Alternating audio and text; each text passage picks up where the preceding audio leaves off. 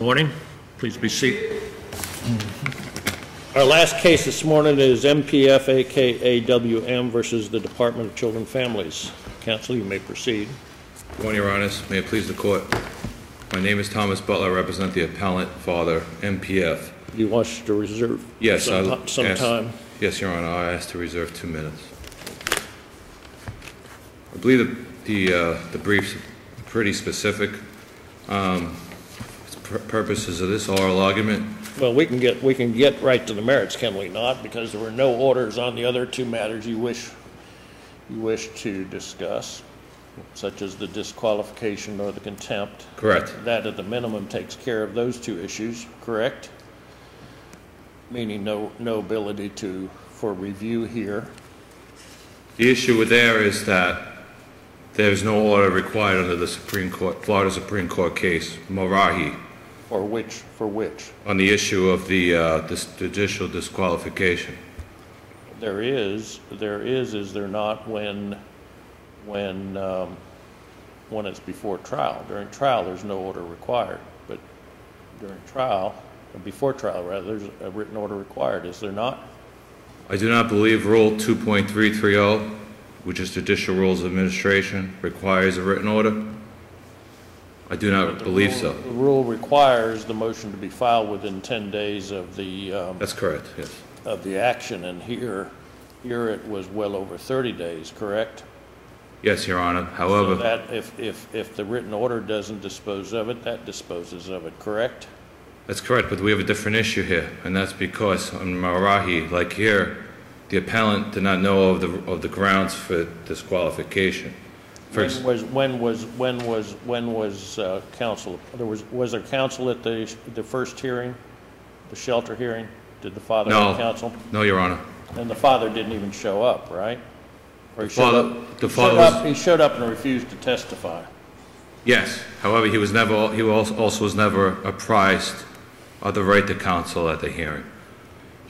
When was counsel appointed? It was after the shelter hearing. I don't know exactly when. Plenty of well within 10 days, right? Possibly.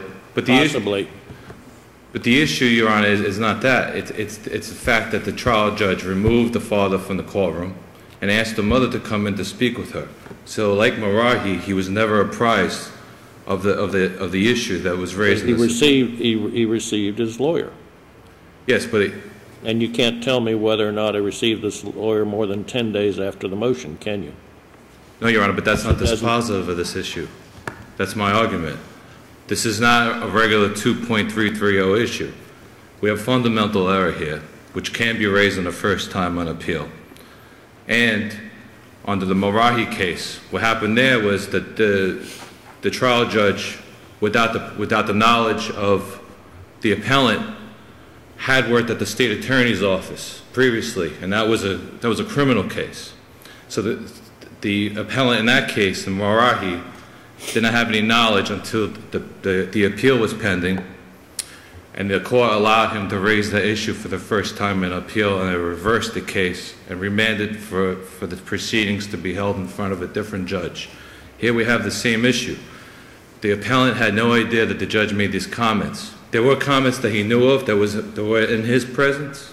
However, when he was removed, then the judge was making comments to the mother, calling him a horrible human being, and this was before the judge heard any evidence in the case. This was before the trial.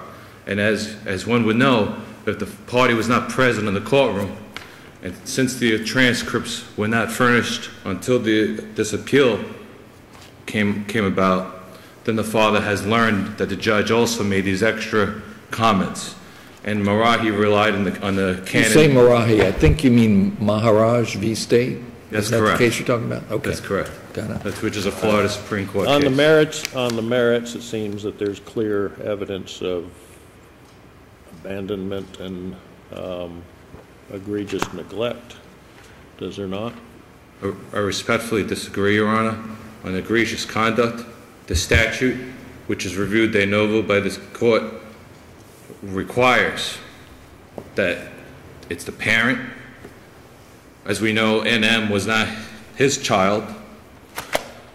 His child was not born until several years later, who was L.U.U.M. We're going by the initials, of course.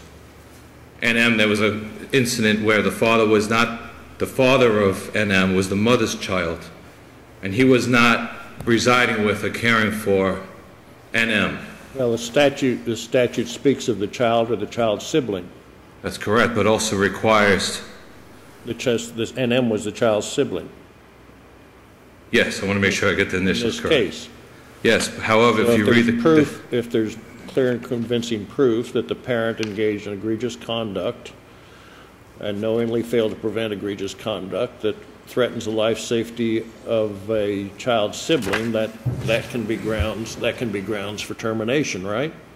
Yes, but the statute also requires that the child resides with or is cared for by the parent. You see, we see the word parent.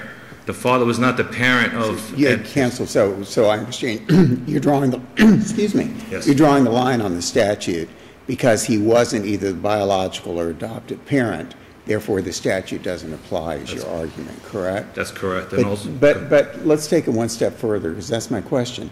Didn't the child treat him as the father and call him dad, and hadn't he helped to raise him for a long period of time? Can you point me to a case that says it has to be either the biological or the adoptive or the paper has to be there, in other words? Can you point me to anything that says that? there's no case law that I've reviewed all the case law in Florida on this issue.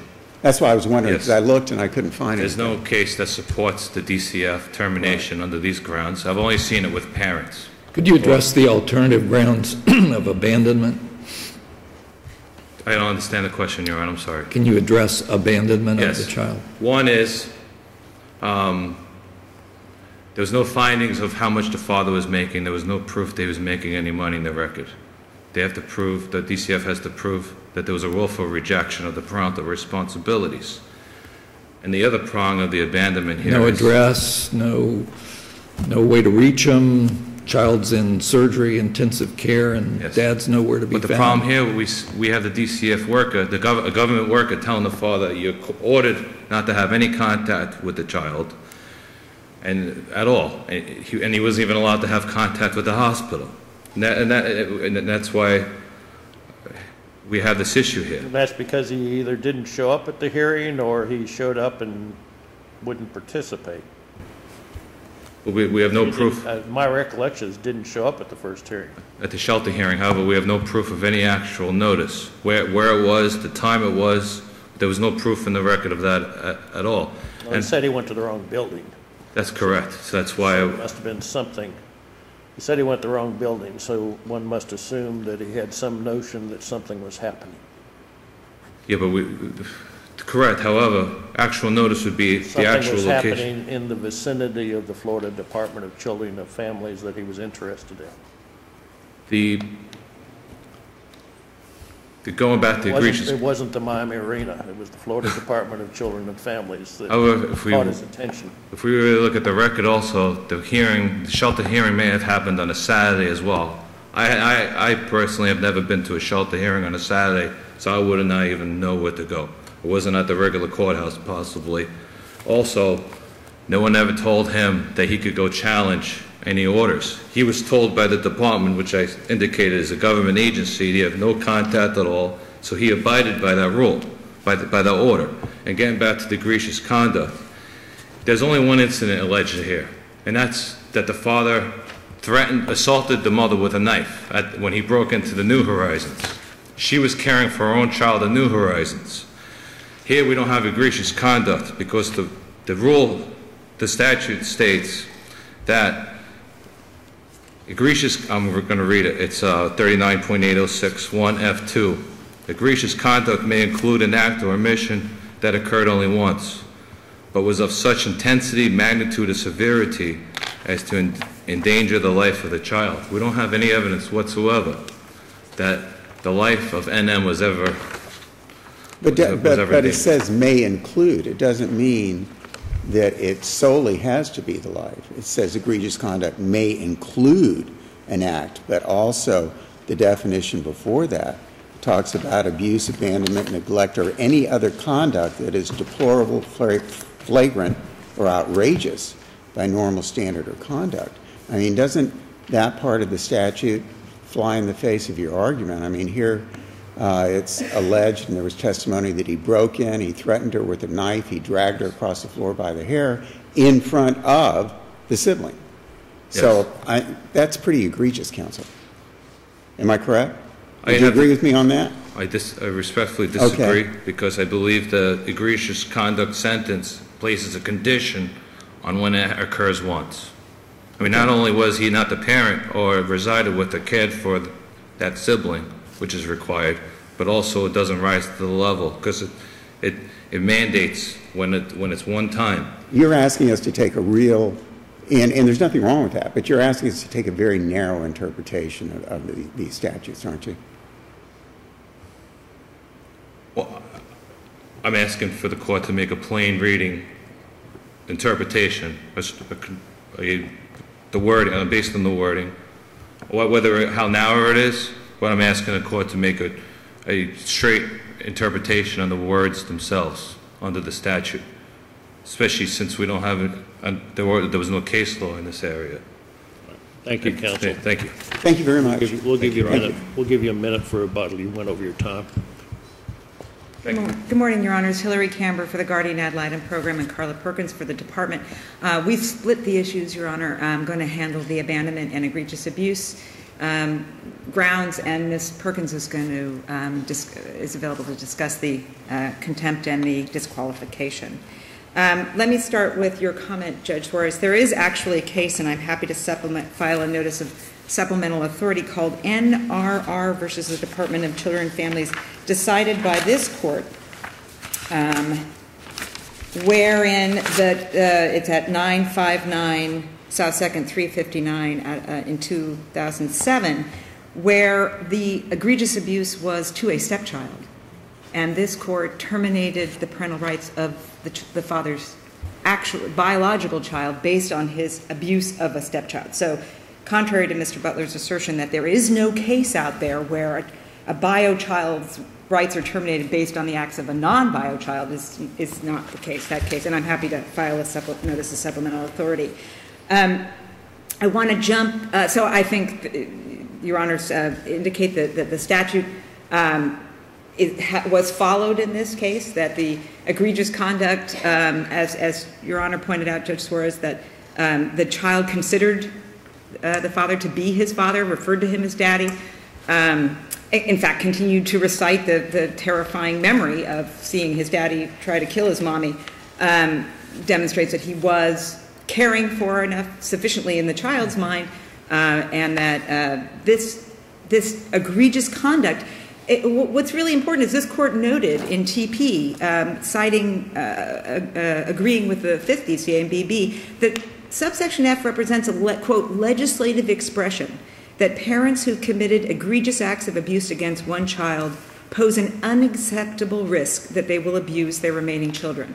And in this case, this act demonstrates this kind of egregious behavior, and we have evidence that this kind of, that this father's propensity continues until the very day of trial, much of it from the father himself, who admitted that he lost it, that he loses control, that he lost it on the people in the hospital, the PI testified she was afraid of him, the witness intimidated on the stand at the day of trial.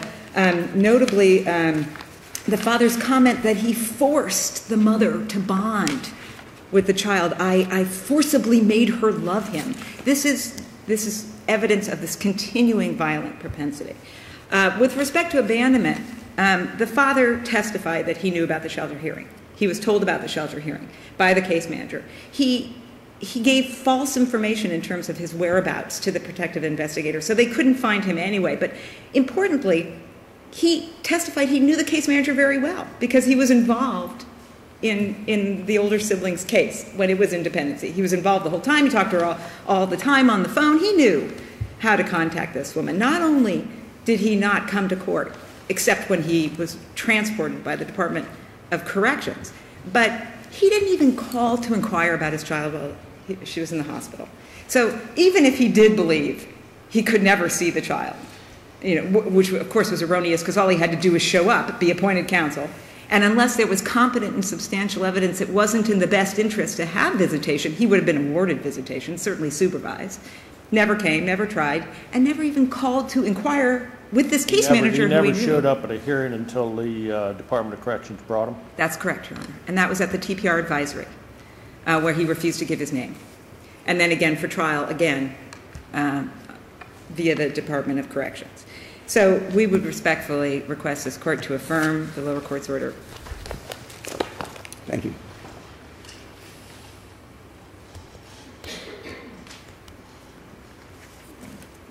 Does there have to be a written order for the disqualification matter here to be reviewed, Ms. Perkins? Absolutely, Judge. The department agrees that if the father had found a second reason that he wanted to address, he should have brought it before the lower court. Instead, he's addressing something before this court where everything took place on February 11th. There was a motion for disqualification filed and denied by the trial judge orally, correct? Correct. No written order? No written order? From correct? The trial judge? For that, I don't think so, Judge. Okay, my question is, was it required? Mr. Butler says no. I don't see anywhere in the rule that says you don't need an order, because a written order is actually putting the court's verbal order into effect. It's ordinarily required for jurisdictional purposes, Correct. Usually. Correct. And in this case here, what you have is certainly required for a contempt, correct? Absolutely, because that's not even correct. The gendarmes are not going to take the fellow away without an order Right. about what to do, I think. Right. So in effect, So that's not an issue. So unless the court has any other questions regarding anything, the department would ask that the court affirm. Thank you. Thank you. The adjournment. All right. Oh, I'm sorry. Yeah, I just want, thanks.